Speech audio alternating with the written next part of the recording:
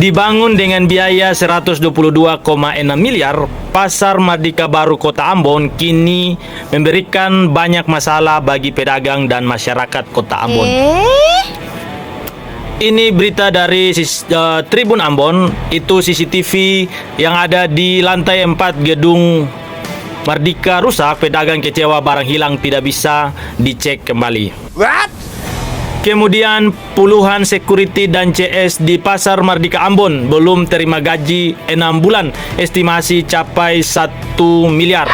Ini beritanya bulan Juni, entahlah sampai hari ini hak-hak dari security maupun CS di Pasar Mardika Ambon yang baru ini sudah dibayarkan atau belum? Basudara dong bisa komen.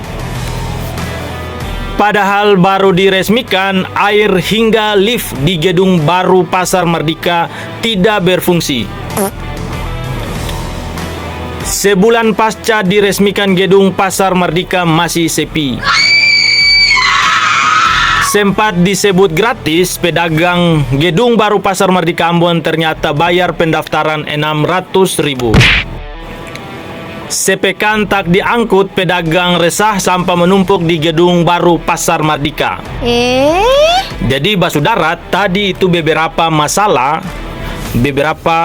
yang timbul pada saat gedung baru Pasar Mardika Ambon itu diresmikan pada 18 April 2024. Itu basudara dong bisa lihat sendiri, itu masalah-masalah yang terjadi. Nah kalau lihat belakangan ini apa lagi yang terjadi terhadap kondisi Pasar Mardika Ambon saat ini. Ini basudara, Pasar Mardika Ambon itu mulai dibangun, pemerintah siapkan anggaran 122,6 miliar. Jadi basudara, ini dari beta punya konten tentang Pasar Mardika Ambon itu salah satu pedagang itu lalu masuk chat dengan beta dan beta coba dengar apa yang disampaikan.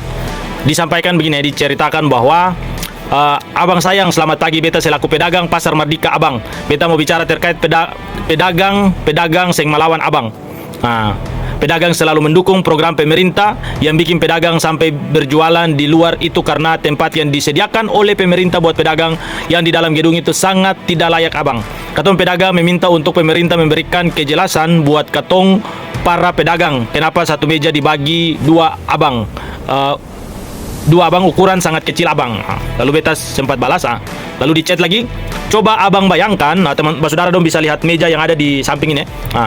Coba abang bayangkan, meja satu dibagi buat dua orang tempati buat jualan abang.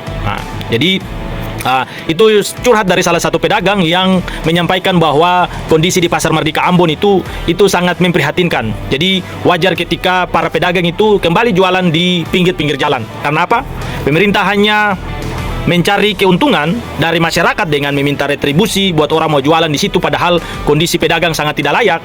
Katong tahu sendiri biasa kalau katong berjalan di Pasar Mardika itu jualan-jualan itu bisa katong bilang nyiru itu bisa 3-4 baku susun karena ada taruh cili, tomat, bawang-bawang, daun kumangi, sayur-sayur. Jadi kalau misalnya tempatnya kecil kayak begini, ya wajar pedagang itu tidak bisa atur orang punya jualan.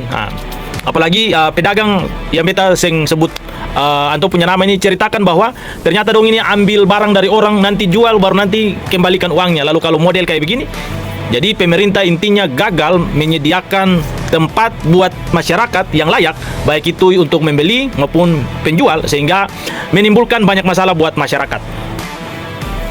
Jadi ini basudara dong bisa lihat kondisi foto dari Kele Project itu.